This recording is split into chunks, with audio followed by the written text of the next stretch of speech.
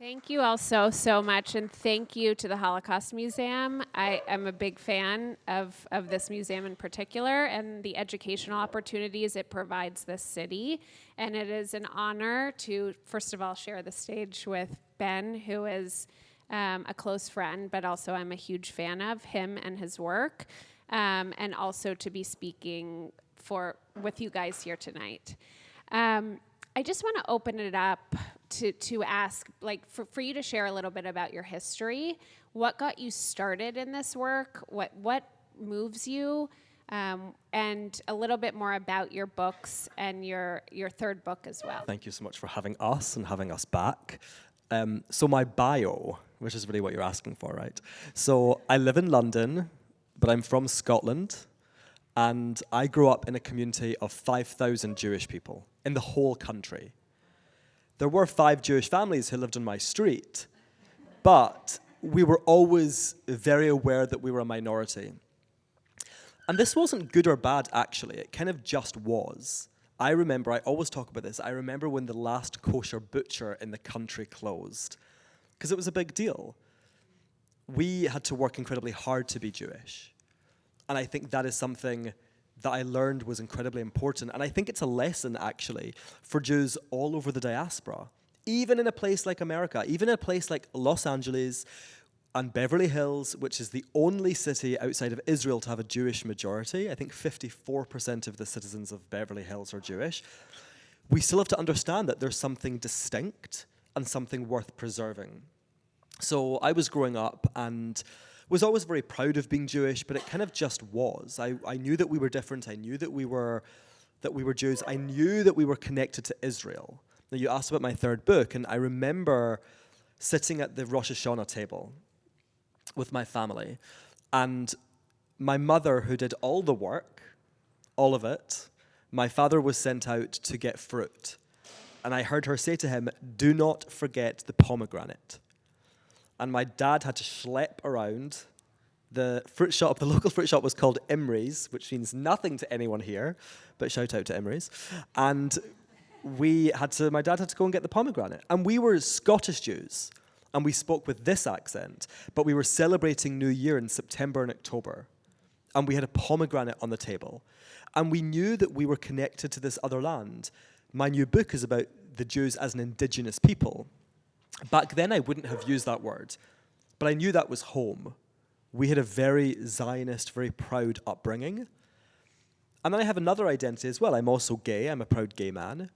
And it was the journey that led me to gay pride, which eventually took me on to Jewish pride. And I'm 37. I might not look it. I hope everyone's like, no, you don't.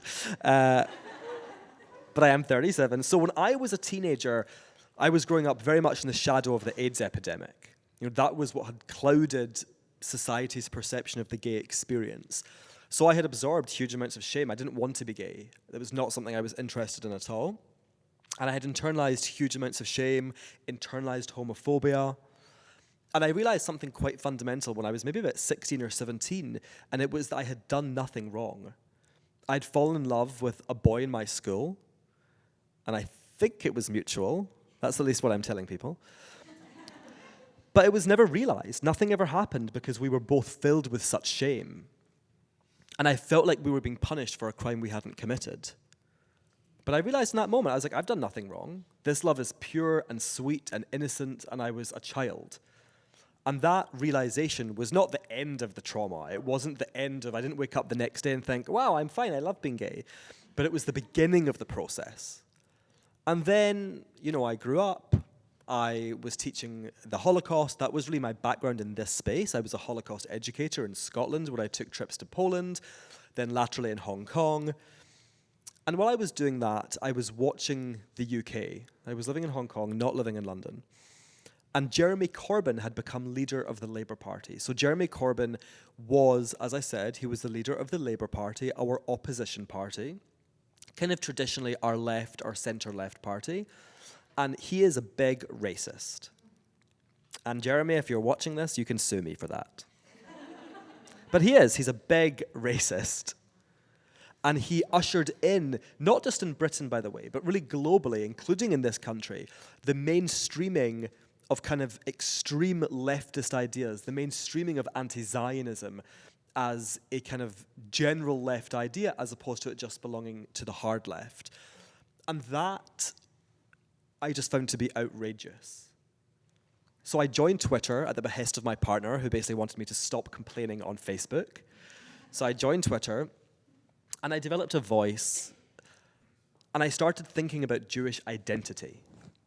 How is this impacting us? How is this space impacting us? How is what happened since October 7th impacting us?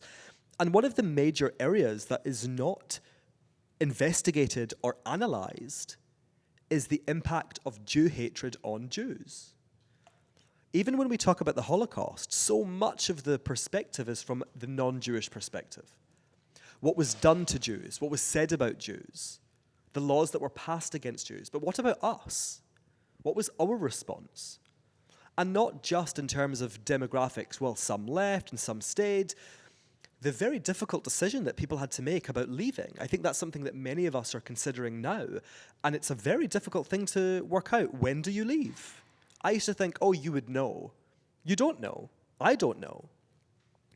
So I noticed that that was a gap, and I started thinking about my gay experience. What was it like growing up as 16-year-old Ben working towards pride? Not just comfort, but pride.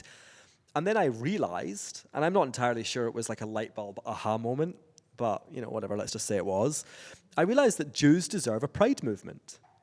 Something that inspires, educates, and empowers us, specifically us, in the same way that other pride movements benefit their respective communities. We're entitled to that. We deserve it.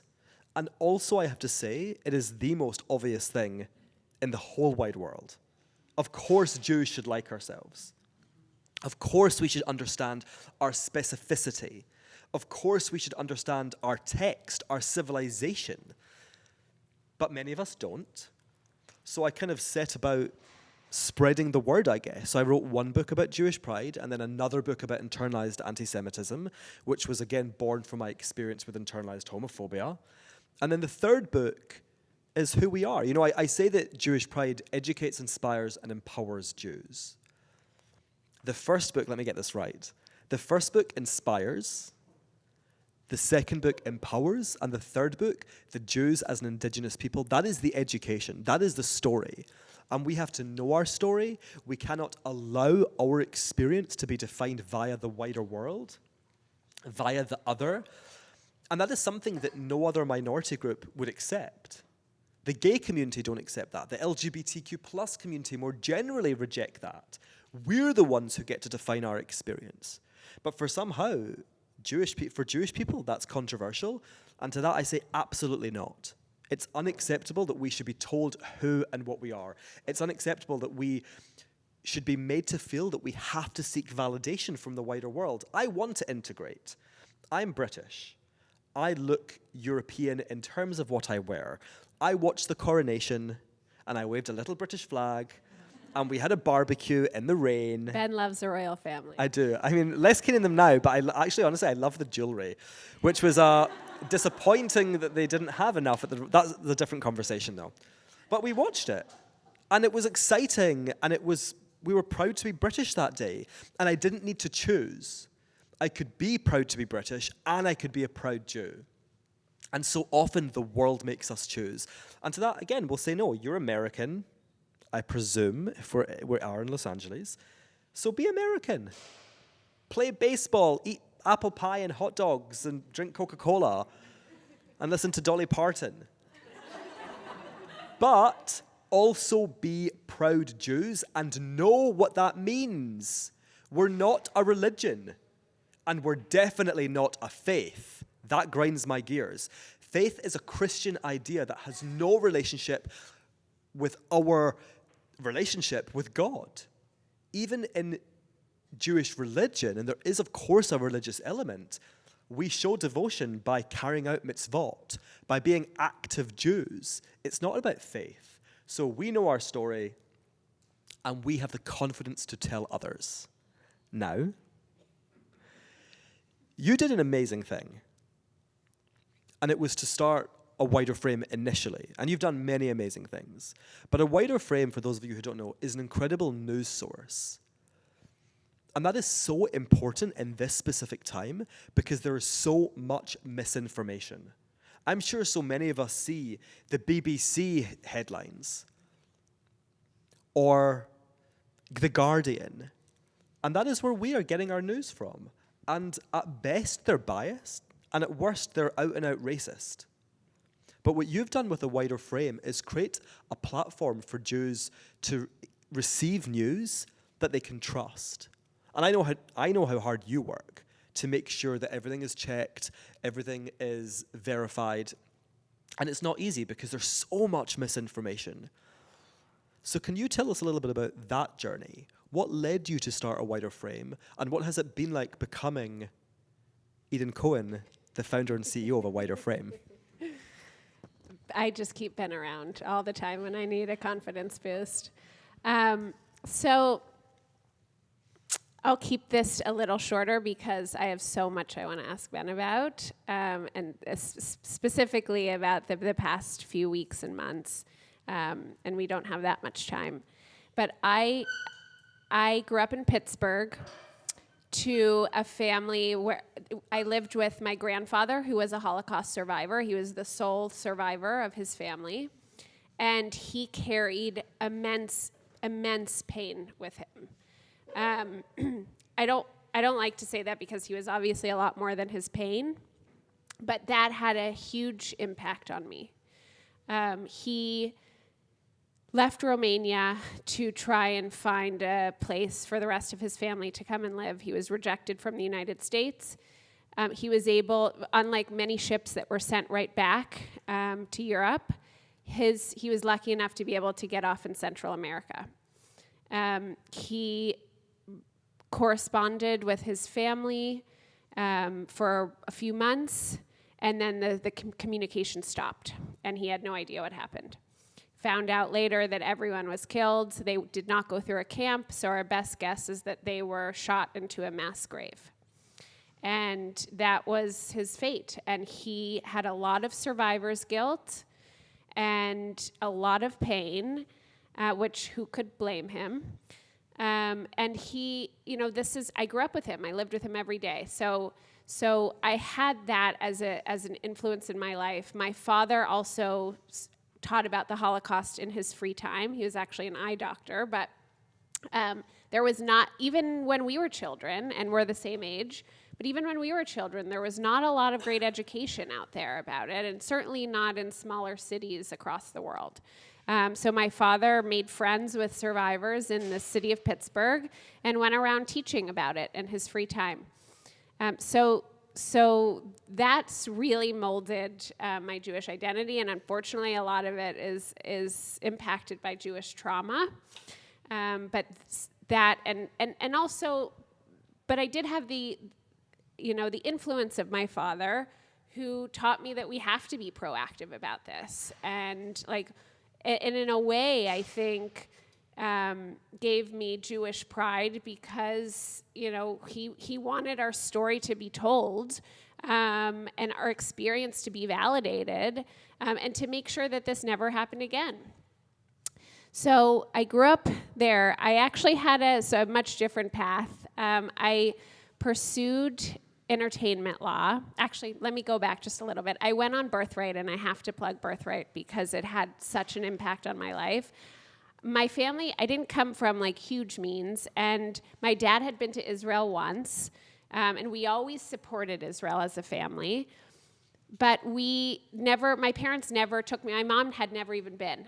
So when Birthright came out, and I think it was a few years after it came out, my parents really encouraged me to go, and I did, and it really changed my life. For the first time, I was like, this is us. This is our history. This is our homeland. This is who we are. Everything started to make sense, and I fell in love with the country, and I fell in love with Jewish history, and I fell in love with Jewish people for the first time. And I was not raised with a lot of Jews. Actually, for the small amount of Jews that were in Scotland, there was much more in the city of Pittsburgh, but I grew up with very few, relatively. So Birthright had a major impact. I came here. I wasn't really sure. I went to law school. I started to practice entertainment law. And I started to see, while practicing, even just like in random conversations, and there was, maybe small periods of conflict that bubbled up while I was practicing, but the intense ignorance about Israel, about the conflict, about Jewish peoplehood, about our history, certainly like Judaism as a religion, not a people. These things would come up all of the time, and I worked largely with Jewish people. So I, not to mention a lot of my friends in the city who are Jewish, who didn't really have the knowledge or literacy, who would come to me and say, explain to me what's happening, please. I have no understanding of this.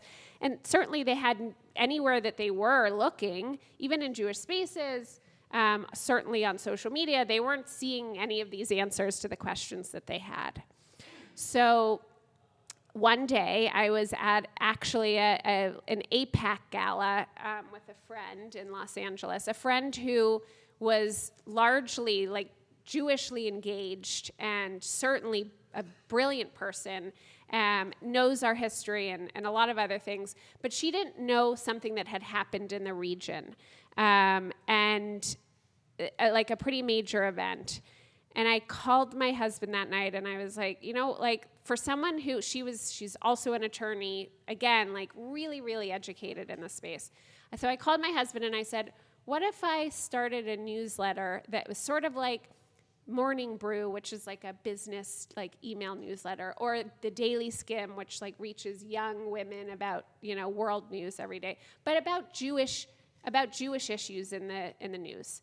Worldwide, and certainly with a focus on Israel and geopolitically in the region, but explaining it to them from a starting place. So it doesn't feel like they're overwhelmed and they don't have the context and they don't have the history. It's really started as an email newsletter, which really grew, but it grew amongst a demographic that I think was older and of a group of people who are already pretty engaged and informed on the issues. And I started to scale up the social media because those are where the eyes of the people that really needed this information most. And so I scaled that up, and May 2021 hit. And we spoke here last year, a few months after May 2021, which was, I think, like a baby issue to the October 7th at this point. And the account blew up and was shared widely and started to be respected as a resource that on social media when there were so few that were explaining and educating young people and speaking in their language and appealing to them as far as look and feel and all the rest of it. So I met a lot of great people doing this work, including Ben, which I'm so grateful for, and also Noah Tishby, who asked me prior to the announcement of her role as Israel's anti-Semitism envoy to come on board as her senior advisor and chief of staff. And I'll spare you a lot of those details, but I worked side by side with her in the foreign ministry when she had the role, and we were let go earlier in this year. Was it this year? My timing is so bad. Last year, I'm sorry. Yes, not this year. We're in March of 2024. Since COVID, the timing is just sort of one big blob in my head. So we worked in that role for about a year. And I learned a lot. I saw a lot. I saw a lot of research. I saw a lot of I got to see from a bird's eye view a lot of the efforts that the Jewish community were taking part in, which was fascinating. And feel free to ask me about all of that. But I want to shift back to October 7th and post-October 7th world. It feels like a new reality for a lot of us, even though I think many of us did see the writing on the wall. I don't know that any of us really knew how bad it could get, or God forbid, even get worse. And I do think that this is a new reality for American Jewish history. Can you just give us context of that and sort of like where we are in Jewish history in this moment? how it compares to the past, and maybe if what we're seeing now post October 7th that might be new.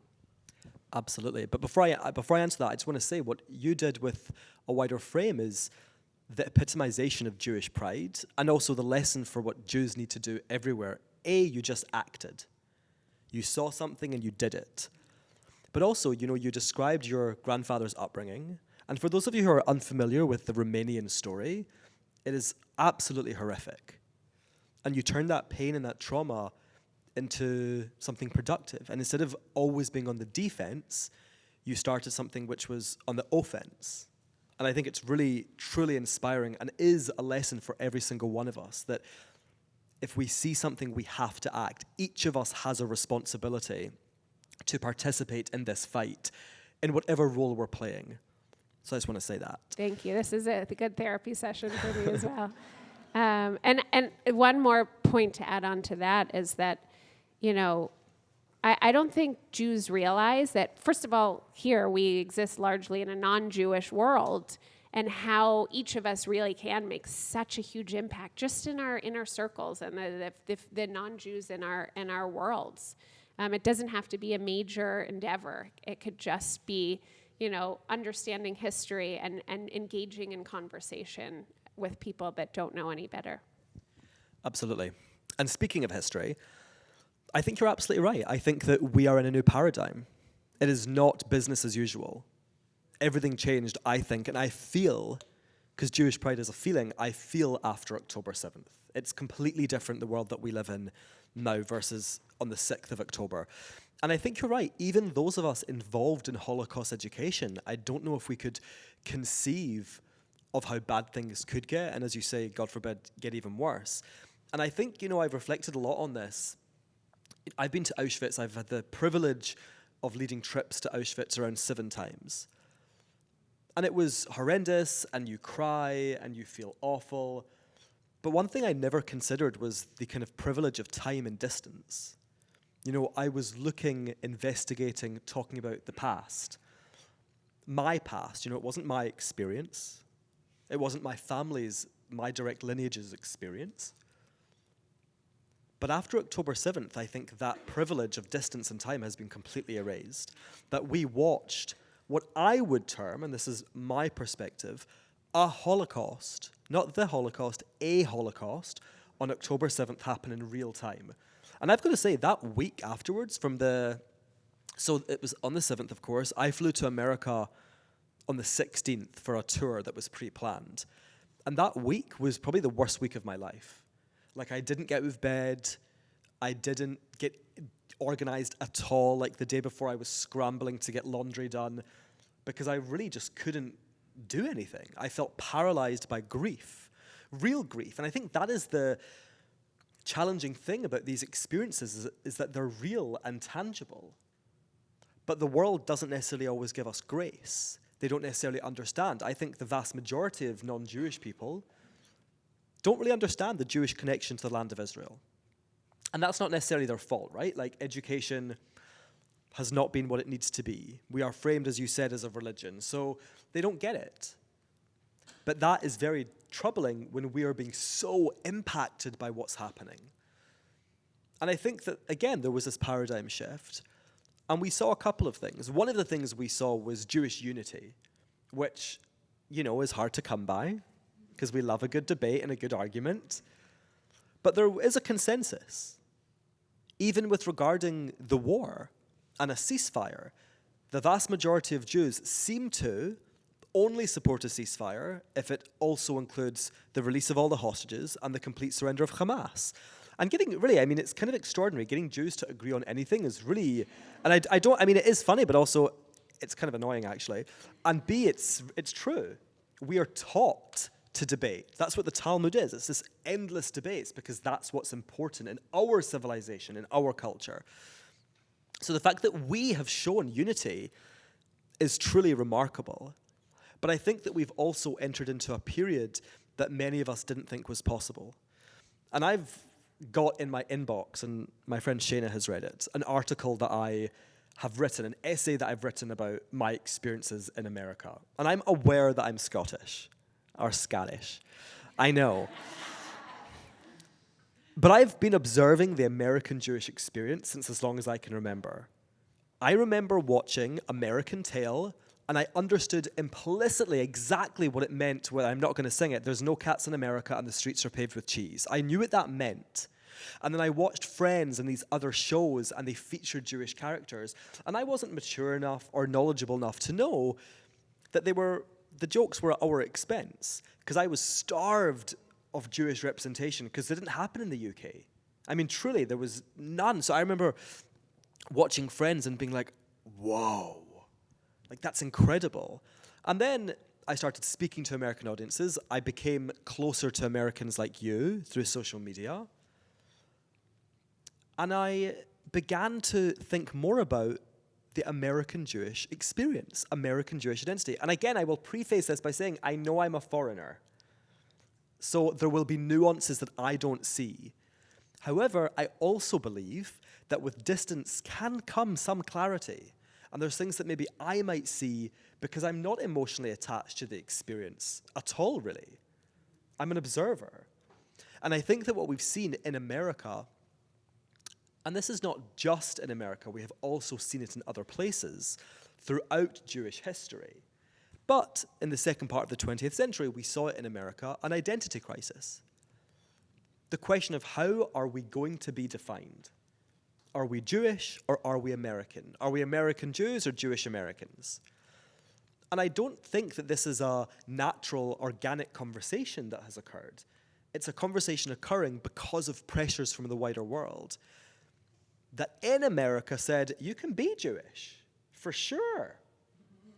But you have to be Jewish in X, Y, or Z ways. And again, that happened everywhere. It's not just an American thing, but the population here is so large, the community was able to advance in ways really not seen anywhere else in the diaspora. And there was a period, probably from the 1960s, where American Jews, in my opinion, so don't come for me, when American Jews thought they had made it. And in Britain, we never really thought that. We were always excluded from the aristocracy. We're all watching Downton Abbey, peering through the gates. We say prayers for the king and the queen on Shabbat. We have a blessing for the president and the state of Israel and the queen, or now I would guess it would be the king. So we were very much like us, please like us. And in Europe, I think they had it worse. So there's kind of a sliding scale in the diaspora in the West. But in America, there was this period. And what I have observed in my visits here, in my conversations with people like you and all my friends, is the struggle to wake up to the reality that America was never the New Jerusalem.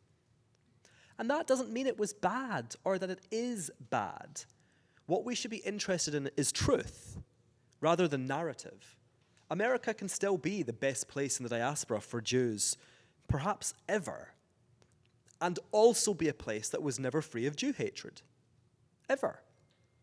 You know, the Oscars were just the other day, and we will get to that. That's next. That's next.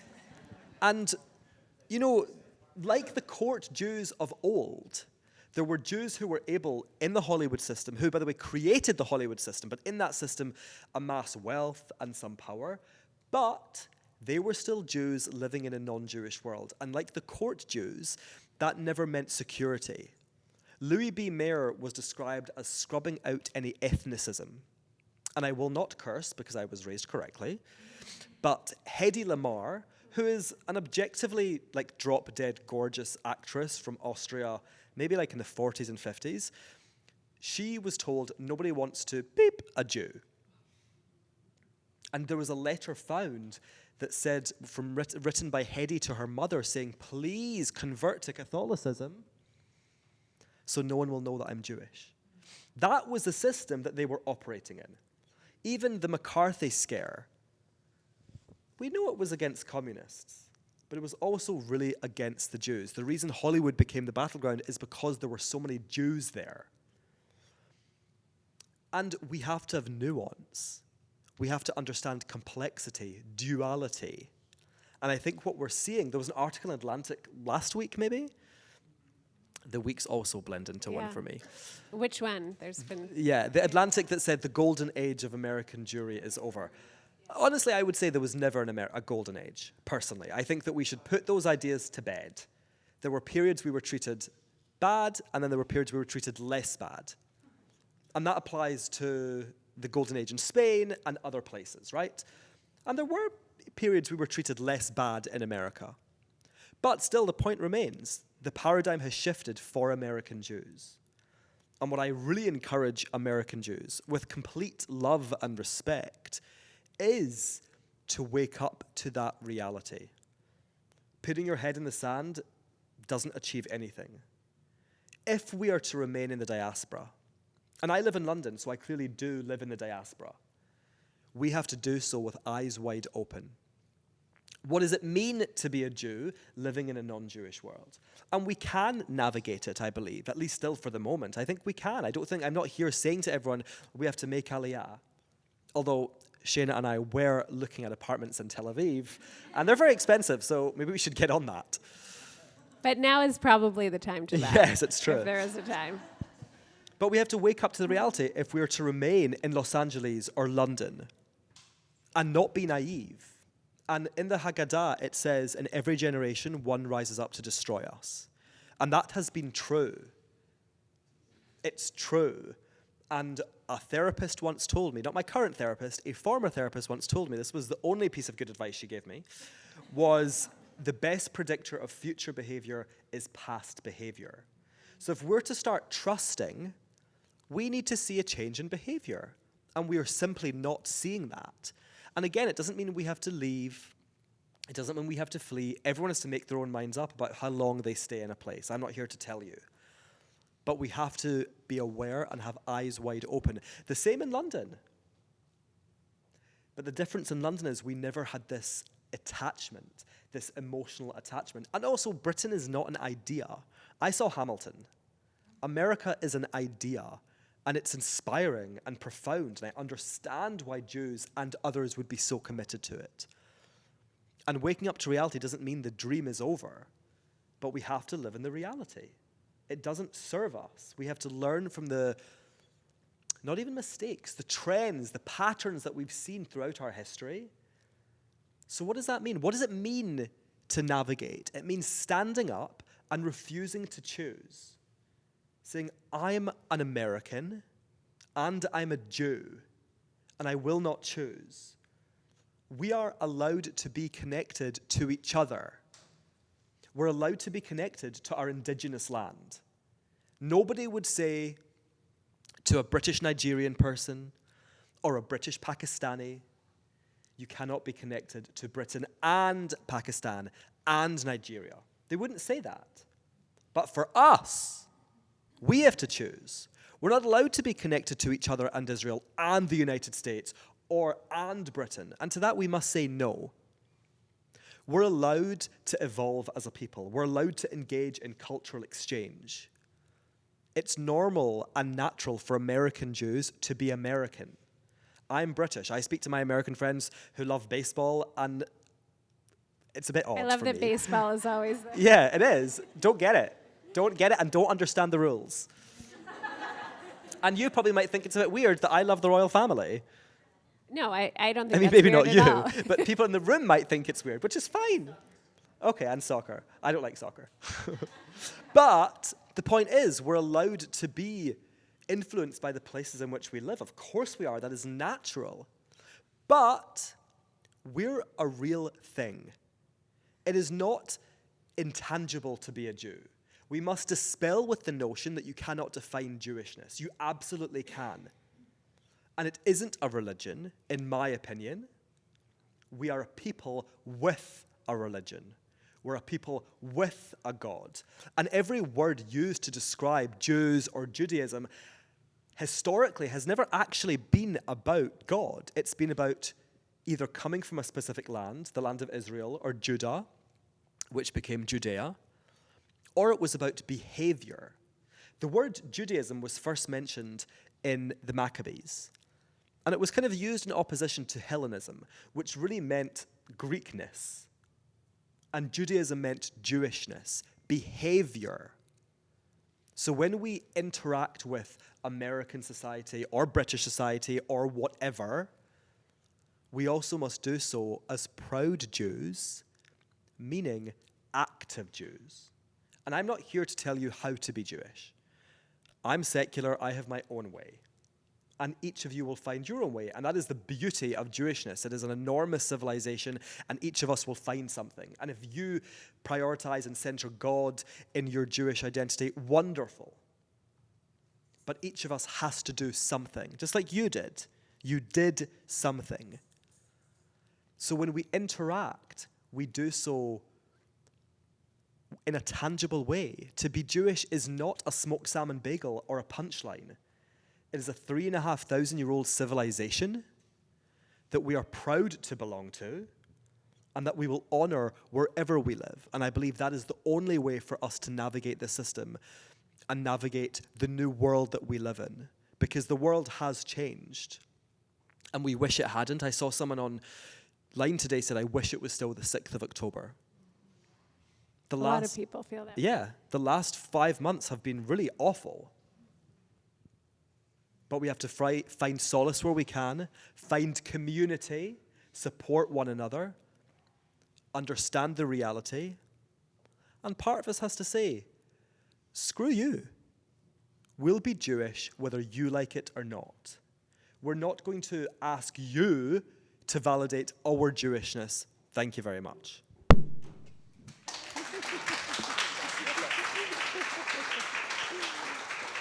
Mic drop. Yeah, Appropriate. I'll let you like. No, I have to ask you a question now. Yeah. No, it's me to you. It's me to you. I put my microphone down dramatically, but it was an error, so I apologize for that. So, I spoke about the unity that we're seeing, which is kind of incredible, and I know that we'll get to Jonathan Glazer, but what's happening right now across the world is happening also in the non-Jewish world. We're seeing it in Europe. We're seeing it in South Africa. We're seeing it in an extreme way in Australia, Latin America, North America. Can you describe, and it's a difficult question because it's so vast, obviously, this territory and the cultures we're discussing, but can you describe some of the responses we have seen from the non-Jewish world post-October 7th? Sure, this is the depressing part that I get. So we have explosive, violent, and normalized anti-Semitism in every corner of the non-Jewish world, truly, every corner, unless I'm wrong. Am I missing a corner of the world that is not experiencing that? Okay. So social media is used as the greatest propaganda tool right now against us. There is no regulation, meaningful regulation against social media being used in this way. And unfortunately, it is part of the profit model of social media companies to allow hate and misinformation to flourish on the platforms. So what do we do about that? I mean, that could be an entire different discussion. I believe regulation is necessary. Transparency is necessary. We need to start strategizing these things because they are really being used against us in huge ways.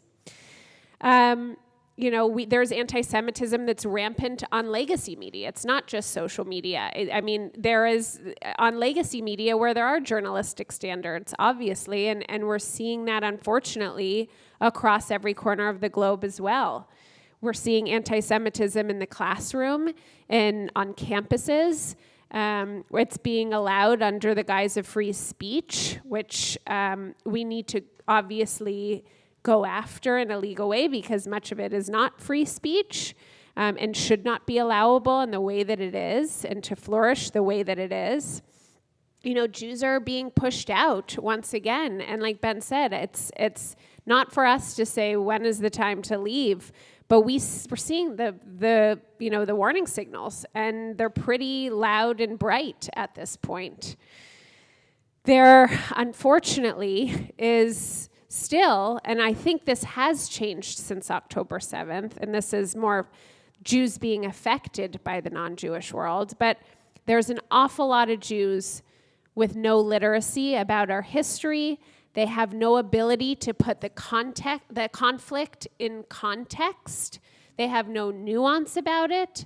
They have no idea what caused the conflict in the first place. I mean, it's really easy to see and to be outraged and horrified by the loss of life happening right now in the war, and it is horrible.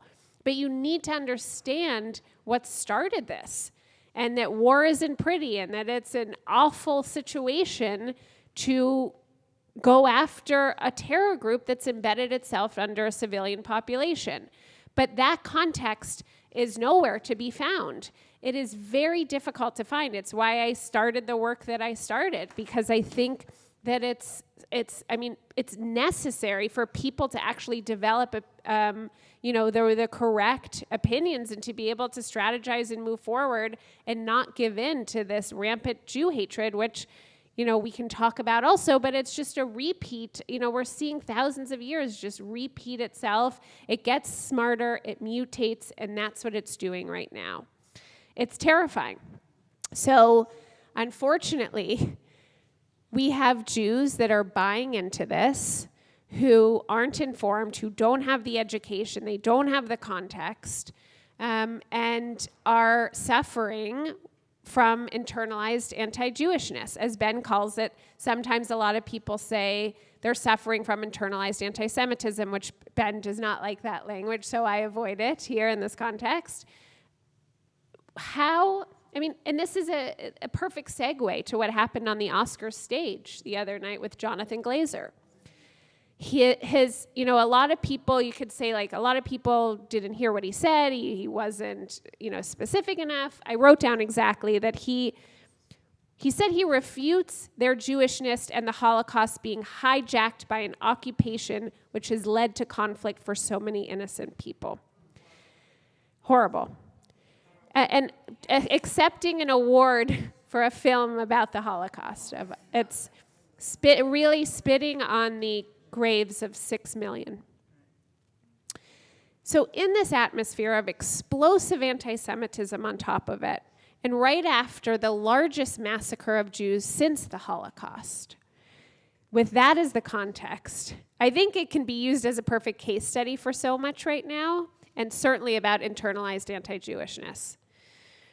I'd love to hear your, assessment of that as far as how it is internalized anti-Jewishness, and also how it plays in to the pathological need of Jews to address supposed Jewish wrongdoing and how that plays into it. And I think, from there, I'd love to talk about how it also plays on the common misconceptions that we're seeing flourish online right now. Absolutely. I think I probably shared all of your perspectives when I saw it on a wider frame, actually, when I saw what Jonathan Glazer had said. And I really think it might be one of the most egregious things I've ever seen, actually. I was truly open-mouth shocked that... I thought I misheard it. Yeah, me too. I had to rewatch it a number of times because I was like, surely not. But it was extraordinary because you made the point that he made a film about the Holocaust. Although, in his film, you don't see Jewish people. The Jewish people are behind the wall. His subject is the non-Jewish world. And it's kind of an unbelievable irony that he made a film about the indifference to evil while ignoring exactly what you just described. Because I really believe that Jew hatred there's this firestorm which is raging, and it's in every part of the world. Australia is so far away, and what they're going through is really unbelievable if you're not aware. It's truly shocking. And I think on the 8th of October, there were marches in Sydney, and at first people thought they were shouting, "Gas the Jews." But in actual fact, it seems they were only shouting, "Where are the Jews?" So that's fine, right? It's absurd. But this is what's happening the world over. There are parts of London that I can now not go to on a weekend because there's hate marches that are being allowed by the government and the police, and they're doing nothing about it. So there are areas of London which are now Judenfrei, Jew-free. But with regard to Jonathan Glazer, when we understand internalized anti-Jewishness or internalized anti-Semitism, I've softened a bit on that actually in recent months, you have to understand it in terms of what it is. It is not self-hatred. That is the kind of verbiage we traditionally used for this phenomenon, right? It was, they hate themselves. Identity is so much more complicated than that.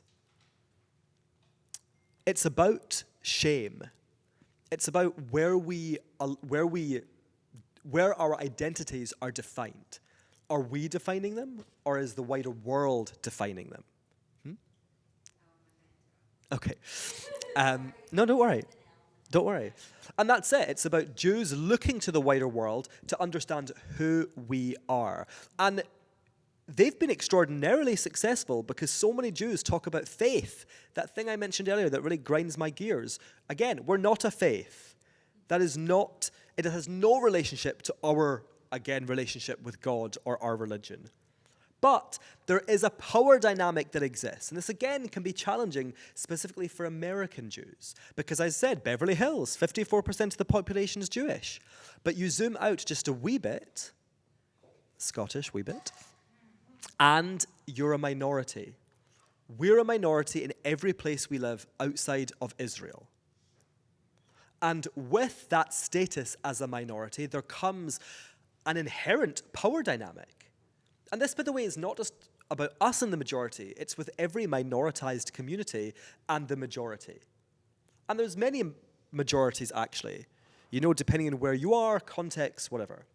So what we see is Jews like Jonathan Glazer seeking information or being influenced by the wider world when defining his identity or his relationship with Israel.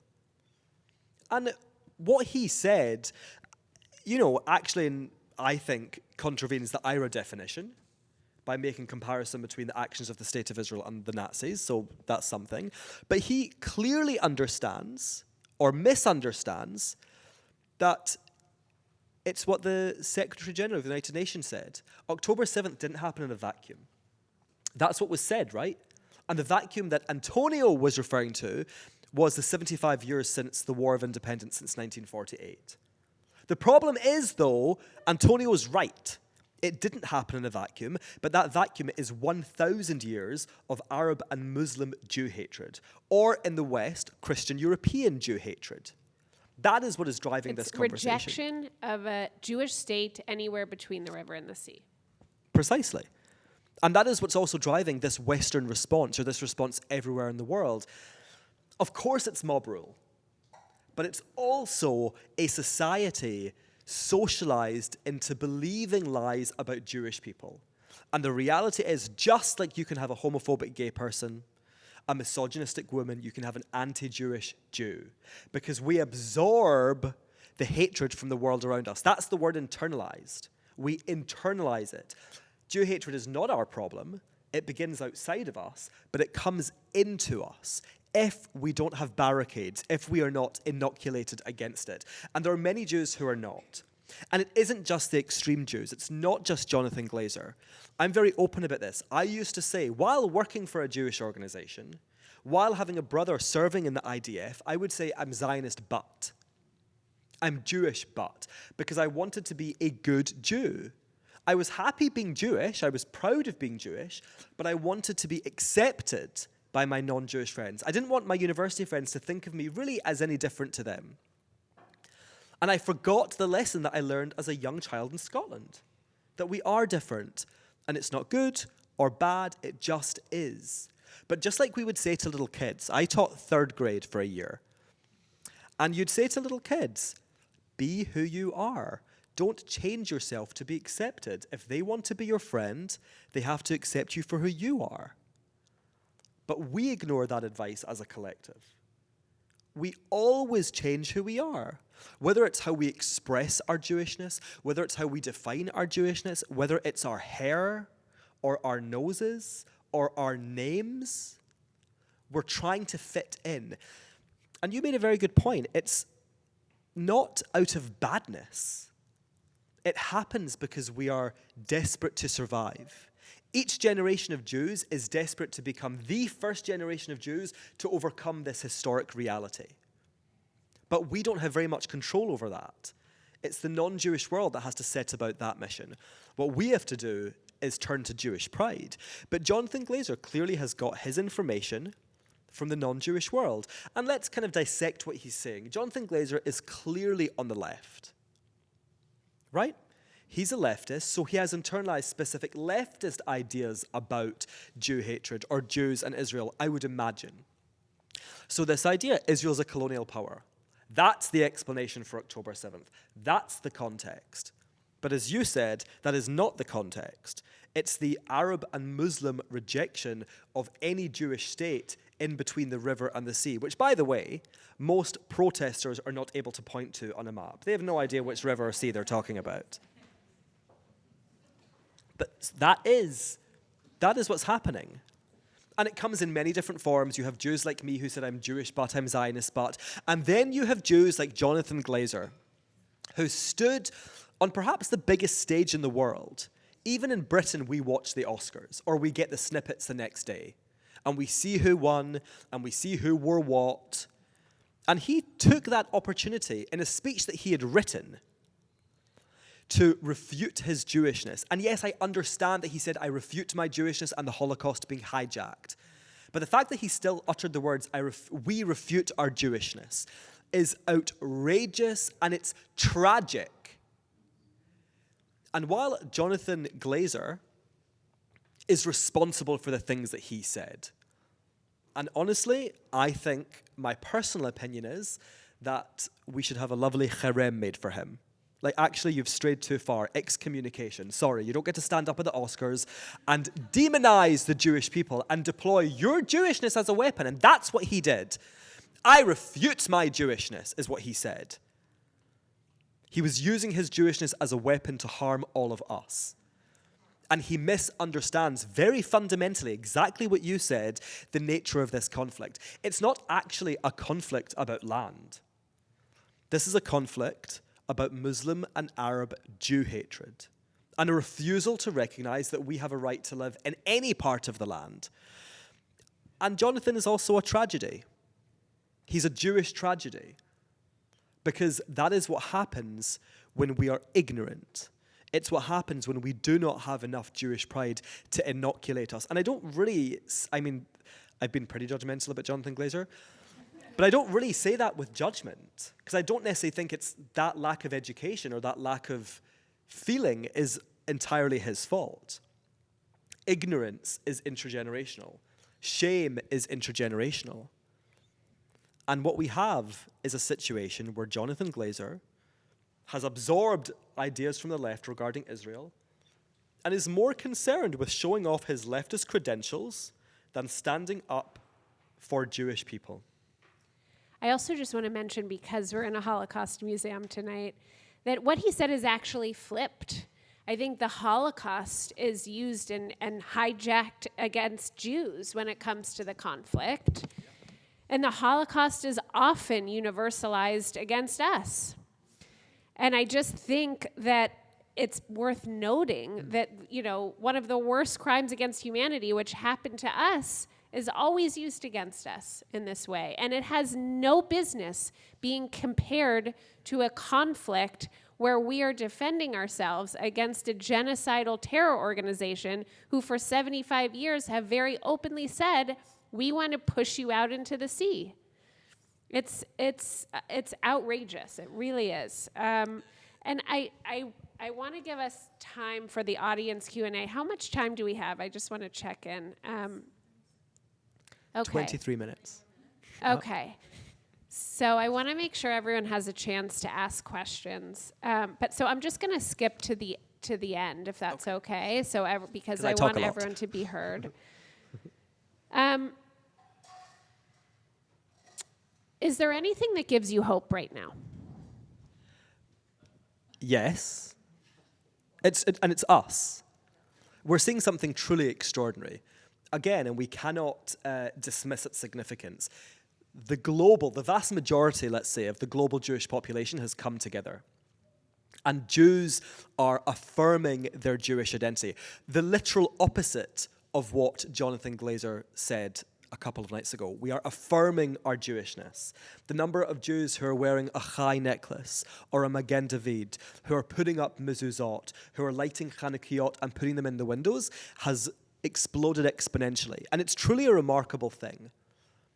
And it's also an opportunity. We, all of the leaders in our community, have to make sure that this sentiment lasts. It cannot be a flash in the pan.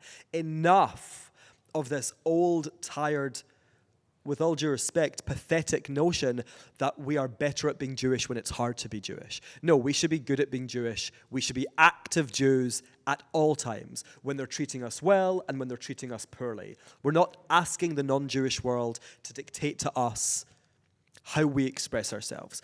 But this explosion of pride and seeking of knowledge, I mean, I'm sure your following on Instagram has shot up. I'm sure everyone's has. It's an astonishing, incredible thing, and that's what's giving me hope. And it's contagious. Yeah, it is. You know, when I walk down the street, so I wear two Magen Davids. It's my look. And they're kind of hidden right now. But it's winter in London, it's cold, so I often wear a roll neck, a polo neck, and I, like The Rock, Dwayne The Rock Johnson, I wear my Magen Davids out so people can see them. And I cannot tell you the number of people who, on the tube, in the street, will say, Am Yisrael Chai. Or they pull out theirs. It honestly makes me feel like I'm in the resistance. I feel like I'm in the Dumbledore's army or something. It's an amazing, amazing thing because it makes you realize that you're not alone. And, you know, I was on the tube back from a therapy appointment and I was at one end and there was a woman at the other end, and she pulled hers out and said, me too. And it was really like a profound, amazing thing. And it is contagious. And we are here as a unit. Yes, we have great diversity. In every way a people could be diverse. But we are also one people. Am echad, lev echad. One people, one heart. And that is really exemplified by our emotional response to Israel. The devastation that many of us felt in the diaspora, most of us felt, even if we've never been to Israel, even if we personally didn't know anyone who was murdered or kidnapped. They are our family. Kfir Bibas is our family. And that is the most amazing thing, that I think there has been an awakening to this notion of Jewish peoplehood and family, and it's truly extraordinary. I mean, I have spent enough time in Los Angeles to know about the traffic. And I also know that this is a tricky location. I've been told many times. But look how you're all here. It's amazing. All of you came out on a Tuesday night to hear Eden and a Scottish Jew. Ben, the real star. But you understand the importance, the significance of these conversations. And it's not just about, okay, now we've had a wee chat, and then you ask us some questions, and then we all go home and have an in and out, which I think is what I'm doing afterwards. And the point is that you go and have these conversations with other people. Jewish pride, exactly what you said, is contagious. And it reaches everyone who's hiding right now, too. Absolutely. And I will say, there was lots of conversations about mezuzot and Chanukiot, right? About whether we show them, whether we don't. I always said, if you feel comfortable, if you feel safe, display it. But taking them down or not putting your Chanukiot in the window does not mean you're not proud. There is a risk. That is the reality. But the villain in this story is not the Jew who is forced to hide. It's the non-Jewish world which forces us to hide. We need to start being a little angry. We don't want to be consumed by anger, but we should be angry because actually the way that we are treated, the way that we have to experience the world, it's unacceptable. It's unacceptable that there is security outside every Jewish institution. And by the way, there is always. In London, you can spot the Jewish institutions because they're behind enormous gates. That's not normal. I can only speak for the LGBTQ plus community and say that we don't do that. But with Jews, we do. The LGBTQ plus community is not hiding behind these corrugated iron sheets. But we're forced to. And that's our reality. And yes, we need our security. And we're grateful. But we should never normalize. We should never have to normalize conversations about, so how long are you going to stay? What's your red line? When do you leave? That's all I'm hearing. That's all I'm hearing recently. Me too. And for everyone. And where do we go? Are we going to go to Israel? Let's look at property. These are not normal conversations. And we have to hold accountable those who need to be held accountable, and it's the non-Jewish world. And I'm not talking about individual non-Jews. There's a system at play here. But we have to be a little angry. The anger can help motivate us to solve the problems. Absolutely. Yes, because it tells us that we deserve more. We deserve better. Our children deserve better. Kafir Bibas deserves better. It's unacceptable, and we're not going to stand for it anymore.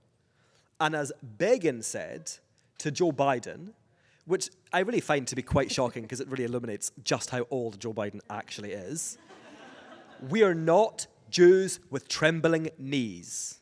Enough. We're done. Enough is enough. We're not tolerating it. We're not going to be adversarial.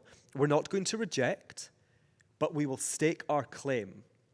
We will be proud. We will not choose. We will hold our heads high, whether it's through an outward expression or an inward sentiment, and be proud. And our survival is worth way more than anyone's comfort. And that's just what it comes down to. And we are the descendants of Jews who have survived. That's the reality. And they didn't survive because, like, oh wow, look at that, how did that happen? There was a deep commitment, and there always has been, to Jewishness. I am struggling with the final chapter in my book about Jewish history, as you know. And I'm writing about the Hellenized Jews and the story of Hanukkah. And there's many ways to interpret it, which is part of my struggle, because nothing is ever simple in Jewish history.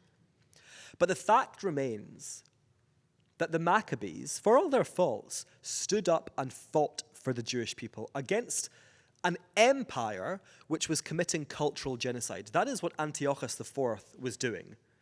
Outlawing Jewishness, banning circumcision, banning the study of Torah. It's not just the study of Torah, it's the law.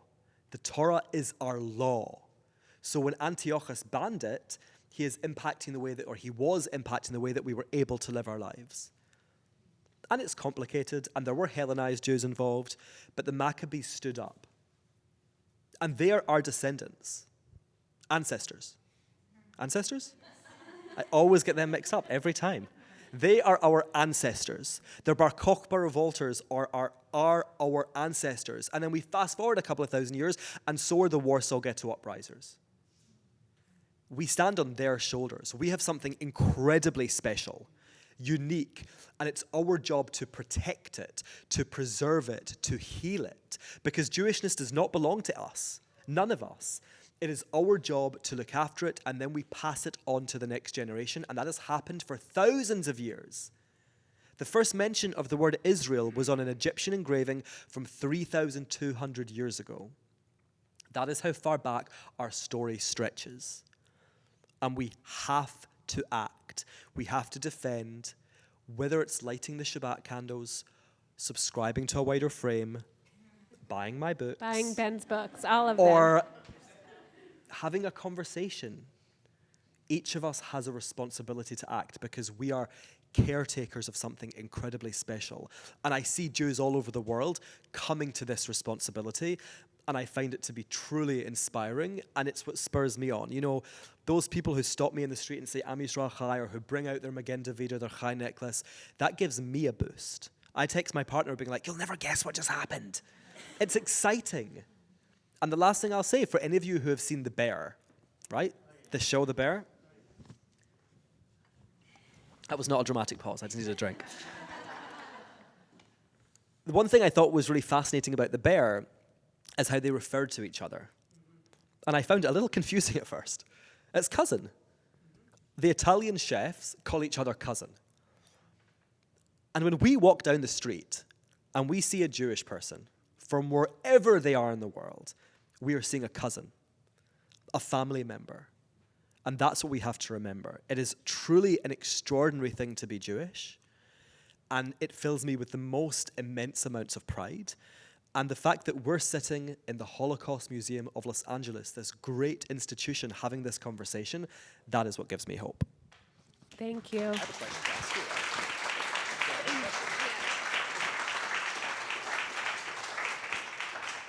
I want to move to audience questions, but before I do, because I think it's an important point, just to follow up on this, I just got back from Israel a few weeks ago. It was an incredibly difficult trip. I went down south to the massacre sites 3 times or 4 times. I went to an army base that collected all of the weapons that came in on October 7th from the Palestinians. And I walked into a warehouse, wall to wall. It was filled with things I've never even seen. I mean, of course, there were machine guns. They brought rockets into Israel. They brought rocket launchers. There was RPGs. There was RPG launchers. There was bombs. There was fire bombs. There were, things that I've never even thought I would be looking at in my life. And it was a huge warehouse. And they said, this is not even a fraction of what came in. And I looked at it and I just felt overwhelmed, completely overwhelmed with fear, with just a trauma response, really. And on a lot of the weapons, they have a photo of Al-Aqsa on a lot of them, sitting on top of the Temple Mount, of course. And in addition, I went up north and I spoke to a think tank on the northern border who studies Hezbollah and the risk that they pose to us. And unfortunately, we talked a lot about what may happen if things exacerbate with that front, which the outlook is truly terrifying. So it was just trauma after grief, fear, and I should have stayed longer because I just did all of this really bad stuff. And of course, I did spend time with the hostage families, which you would think would be the worst part of all. They actually gave me a lot of hope. I spent time with injured IDF soldiers. They gave me a lot of hope. But overall, I sort of left with this tsunami of, I was paralyzed completely. And I came back, and a few days later, I landed to go to Atlanta to speak to a Hillel conference of about 700 students, college students. And Natan Sharansky actually took the main stage before my session, before I spoke. And 700 college-age children, it was like the greatest celebrity they've ever seen. And they were cheering for him, and they were in tears. And I was like, wow, it gave me such a boost of hope that I really was lacking at that point. And I really do think, we talk a lot about the internalized anti-Jewishness, and of course there are a segment of Jews, and a growing segment of Jews that we should be rightfully scared about, that's growing in the US. But then there is also this growing segment of young, proud, intelligent Jews that are just beaming with pride and who really have gotten an education. It seems like they're the only ones on the college campus actually getting an education these days, and it's really unfortunate the way in which they have to. But they really know our story. They're leaning in, they're learning, and I was blown away by it. So I wanted to leave you guys with that too. And let's go to questions.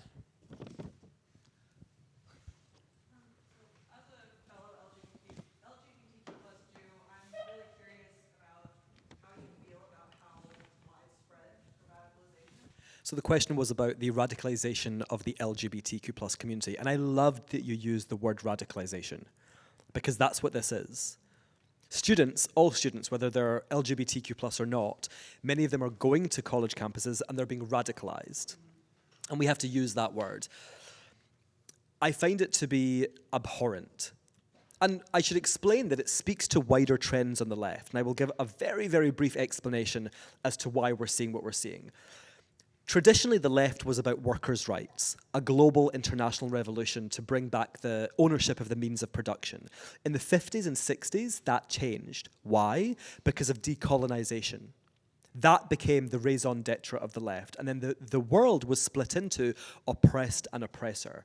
And since then, for many years, we've seen the left side with people who are not freedom fighters, who are dictators, who are terrorists, who are doing terrible things. But because they are framed as being freedom fighters or the oppressed, They are counted in that kind of leftist community of the good, a term coined by David Hirsch. You must read his work. It's very important about leftist anti-Semitism. And the LGBTQ plus community is not immune to that. So that's what we're seeing. But I find it to be truly disgusting because not only does it erase the realities and the hard-won rights that LGBTQ plus Israelis have, and Israel's not perfect for LGBTQ plus people, let me tell you, no country is. But it's the best place. It's one of the 2 best places in Asia to be an LGBTQ plus person, despite its faults. And LGBTQ plus people within Palestinian territories are being terrorized, are being murdered. And the LGBTQ plus community, I've heard them referred to as chickens for KFC. And I think that's pretty accurate. I find them to be truly disgusting when they say Palestine is an LGBTQ plus issue. And I want to say, you're right, it is, but not for the reason that you think. Because people just like us are being murdered, are being terrorized, are being thrown off buildings, are being decapitated, are being oppressed. And these people are silent, and they have the audacity to say that they're standing on with the minorities. They're standing for the oppressed. No, they are shilling for a fascist, Islamist, genocidal terrorist organization who not only intend to commit genocide against the Jews, and by the way, they did. October 7th is a genocide. Per the United Nations Convention on the Prevention and Punishment and the Crime of Genocide, Article 2. I would encourage you to look it up. They committed genocide. And they're silent about those people. I find it to be truly disgusting. And I think what we have to do is, as LGBTQ plus Jews, we have to show that we are queers for Israel. Queer is not necessarily a term that I would use. I'm a little old, but whatever. No, I'm a gay man and I love Israel. Israel is not only my indigenous land, it's a place where 250,000 gay men and bisexual men and lesbians and trans people go in for pride and party their faces off. It feels like Tel Aviv is a majority LGBT.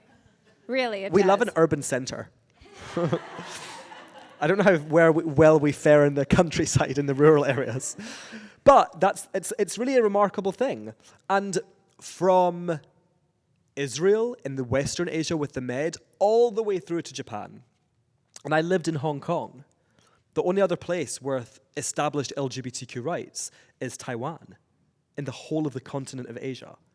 And that reality is ignored. And that's one thing. But again, the ignoring, the rejection, the erasure of the realities of LGBTQ plus Palestinians and others, by the way, because it's not this trend on the left isn't just with regards to Palestinians. I find it to be abhorrent and actually kind of unforgivable. I think that I don't know if there's many people who could, in my mind, and I know we're all about forgiveness and, being open. In my mind, I don't know if I would forgive them. I know someone actually, let me do this. I won't give their name. But I know someone through someone. I don't know this person directly. But this person runs a radical, queer, left-wing bookshop. You know exactly who this person is, right? We know who this person is. We know their views. And I have been monitoring their Twitter. And kind of obsessively because they are connected to someone in my partner's life. And it's disgusting. Not one mention of the LGBTQ plus Palestinians. Not one mention of LGBTQ plus Israelis who were murdered. There's a deep obsession with the Palestinians and other causes where one is framed as the oppressed, but specifically the Palestinians, that cancels out everything else. And again, Palestine is an LGBTQ plus issue, but not for the reason these people think.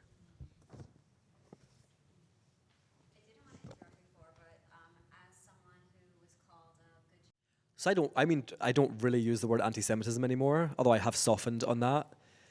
And the reason is because it was created by Wilhelm Marr in 1879, and it was used to legitimize and intellectualize Judenhass, which was a Jew hatred. So it's not really a word I think that we should be using. I'm just going to put my tea down. Hold on. I'm not Jacob Elordi, who's so tall that he can... There we go. That's better. Racism. Jew hatred, anti-Semitism, whatever you want to call it, is a form of racism. Why do I say that? Because it racializes Jews. I'm not here saying that Jews are a race.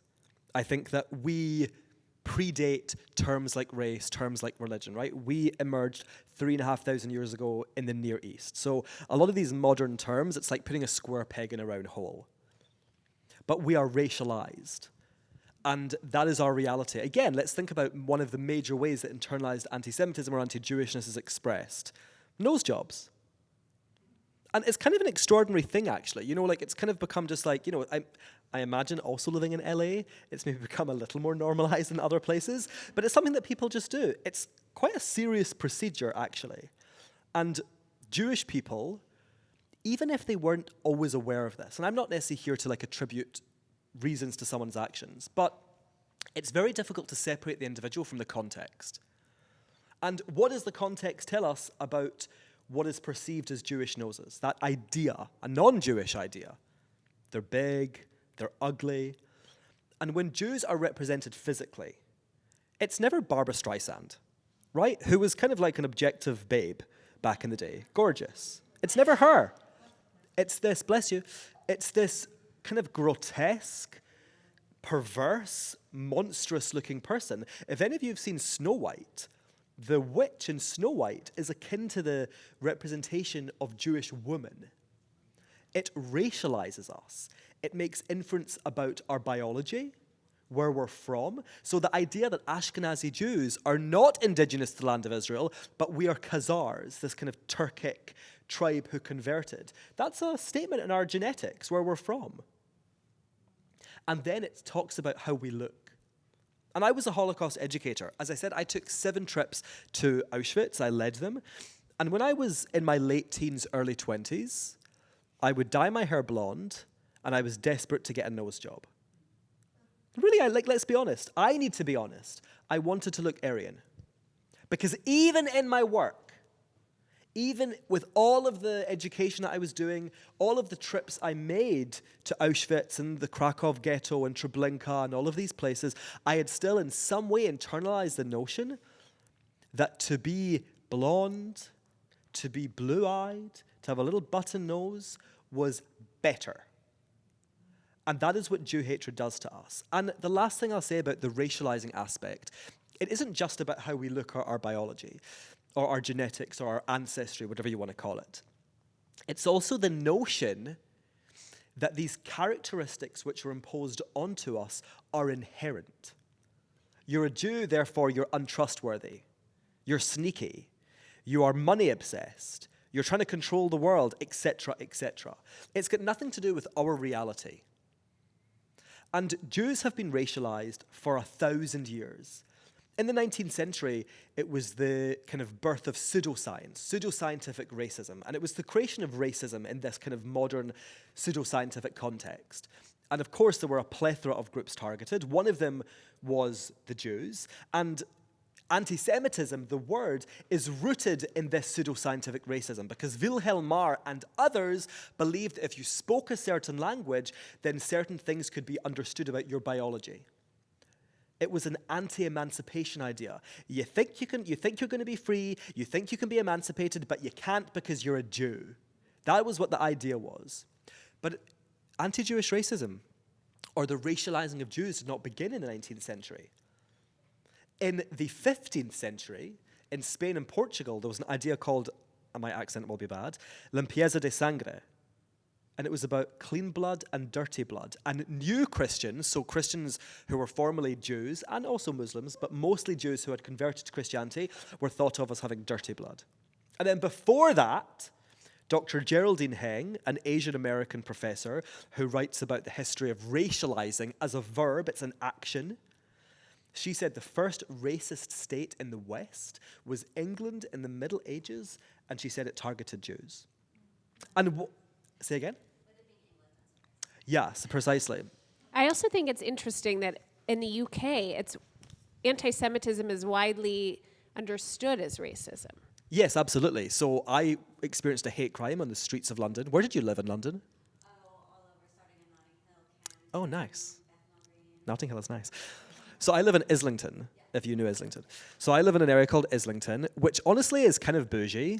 It's a lot of... It's an urban centre, So lots of LGBTQ plus people, as we discussed. And I was walking to this tube station just before Christmas with my partner, and I was verbally assaulted in the street. I was wearing a navy polo neck, and I had my two Magen David necklaces out, and a woman stopped me and started screaming at me in Arabic. And honestly, I wish that I had a cool story to say, but I honestly was just like an idiot and was like, huh? Like, I was so stunned. I really was like absolutely astonished. And I reported it on Twitter, I reported it to the police, and they said, okay, this is a racially aggravated crime. Because in Europe, we understand that there's great nuance to this idea of racism and the experience of being racialized. But it is our experience. And we cannot be conditioned and socialized into denying it. Because if we do, then we just fail to understand our reality. And we accept the scraps that they give us. And that's why, I think it's really important we understand the fullness of the experience of Jews, one being specifically with regards to the hate we face, and it is racism. And the last thing I'll say before we answer another question is, I get a lot of hate online. I think you probably do too. It's our privilege of being loud, proud Jews online, yeah. And people send me death threats and say horrible things. And honestly, while the volume post-October 7th has kind of been extraordinary, up until October 7th, it kind of was like, okay, whatever, this just comes with the territory. But at the beginning, when I first joined Twitter, I was just astonished that people were like, I hope you get run over by a bus, which is like a weirdly specific death threat. Really, I thought it was very odd. And I remember saying to my partner is not Jewish, but is a remarkable ally. But I remember the first death threat I got, and I showed it to him, and he was like, wow, that person is such an idiot. And I was like, no, that person's a racist. They are messaging me because I'm a Jew. They have no idea or care about what I believe, what I feel, how I see myself. It's, you're a Jew, therefore X. And I think, unfortunately, if I'm going to be a little pessimistic, I would say realistic, but I kind of accept your right to call me a pessimist. That is the tragedy of internalized anti-Semitism. Because it's never enough. We try, and we try, and we try to be good Jews. And we've seen it for 1,000+ years. And it's never enough because the goalposts are always changed. And now the name has completely escaped me, which is very embarrassing because I'm on camera. The Soviet group, the Jewish group in the Soviet Union, if anyone remembers what this thing is called. No, it's the Jewish group who joined the Bolshevik Revolution and then were used to bring the Jews in. And they took out the Hebrew root of the word, the shoresh of the word, right? They still used Yiddish words, which obviously had their roots for the most part in Hebrew, but they changed the spelling, they changed the roots. They outlawed the study of Hebrew. They were trying to reject and make the Jews reject Zionism. Why? Because the Jews in the Soviet Union were a national group. Not a religion. Officially, we were classed as a national group. And they were trying to stop Zionism as our national rights movement. What happened to those leaders in that movement in the 30s? They were killed in the purges. And that, I think, is a great tragedy of internalized anti-Jewishness, anti-Semitism, is that it's never enough. The goalposts are changed, and that's why we must know our story. We must own our experience. Our experience, our identity is not defined via the experience identity of another group. Each story exists simultaneously. Each is important, but so does ours. And unfortunately, particularly in this country, if I may say so, there is an idea of Jewishness that is very much impacted by the wider world, and particularly with how Jews experience or feel about anti-Semitism. Think about the FBI. The FBI class it as a religious form of hatred. It's not true. No one is going up to you and saying, what do you think about the Shema? What do you think about the Talmud? These people don't know what the Shema or the Talmud is. They're saying, a Jew. It's racializing.